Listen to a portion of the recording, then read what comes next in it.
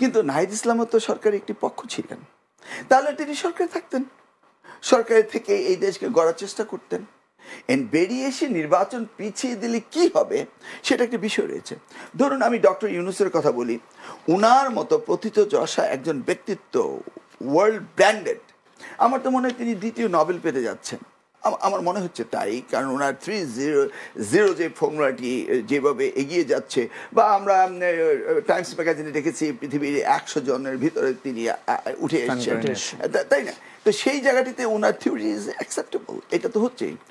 তবে এখানে একটি জিরো বাংলাদেশের জন্য স্পেশালি ওনাকে অ্যাড করতে হবে, সেগুলো জিরো টলারেন্স, জিরো দুর্নীতি, এগুলি বাংলাদেশের জন্য ওনার এই নতুন থিওরিটা যোগ করতে হবে, বাট আন্তর্জাতিক বিষয়ের জন্য নয়।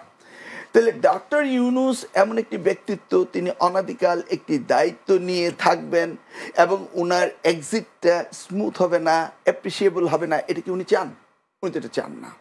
উনি যদি এটা চাইতেনই তাহলে উনি প্রথমেই বলতেন ইন্টারিম গভর্নমেন্টে আমাকে বাবারা তোমরা, মানে যারা ওনাকে এখানে এনেছেন বলে উনি বলছেন, তাদেরকে বলতো যে আমি এতদিনের জন্য চাচ্ছি। উনি তা বলেননি। তাহলে আমরা স্বাভাবিক হতে আশা করেছি উনি একটি জায়গায় রাষ্ট্রটাকে নিয়ে আসবেন এবং পরিস্থিতি সুন্দর করে তিনি নির্বাচন দিয়ে দিবেন। এবং এই কথাটি তো ওনাকে কেউ জিজ্ঞেস করে, উনি নিজে থেকেই বলেছেন যে আমি নির্বাচন দিয়ে দেব।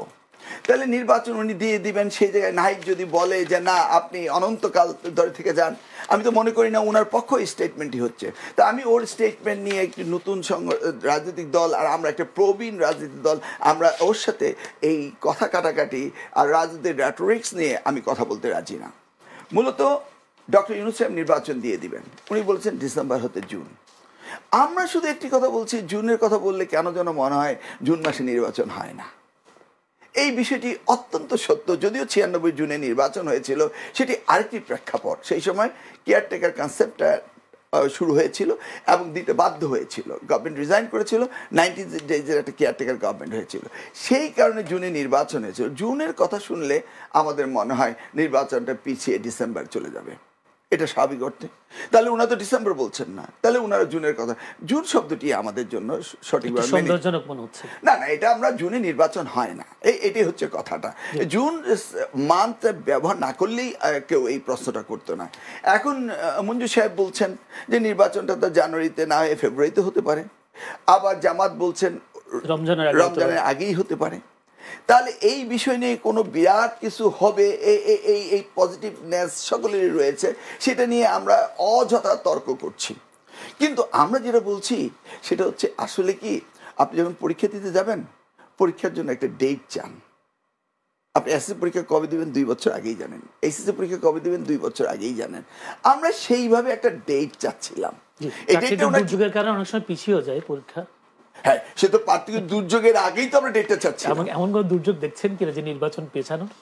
না না, আমি সেই অর্থে কোনো কিছু বলবো না, কারণ ডক্টর প্রাকৃতিক দুর্যোগের তো আর ইয়া করা যায় না। প্রাকৃতিক দুর্যোগ সেটা জুনে আসে, সেটা তো শীতে আসে না। শীতে এই ধরনের নিম্নচাপ মাঝে মধ্যে হয়েছে, হয়নি তা নয়, সেটা আলাদা ব্যাপার। কিন্তু আমাদের আজকে সমস্যাটা কিন্তু সেই জায়গা না, সমস্যা হচ্ছে কারেক্টলি স্পেল আউট করা, যেটা উনি বললেন। আচ্ছা, স্বরাষ্ট্র উপদেষ্টা যদি বলি বসে 5 বছর থাকতে দেওয়া হোক, তখন আপনার কি মনে হয় বলুন? আবার আমাদের এনসিপির তরুণ নেতারা বলে ফেলে যে এই সরকারকে অনাগত দিন থাকতে হবে, আমরা তাদের জন্য রাজপথে নামবো। এই যে রাজপথে নামবো, আমরা সরকারকে ক্ষমতায় রাখার জন্য আমরা রাজপথ দখল করব, এই কথাগুলো আমাদের কাছে এখন আর মনে হয় না এগুলি বলা ঠিক। কারণ আমরা একটি গণতান্ত্রিক প্রক্রিয়া যেতে চাচ্ছি, আর ডক্টর ইউনূস আমাদেরকে সেই জায়গাটি নিয়ে যাবে, সেটা আমাদের আশা। ধন্যবাদ।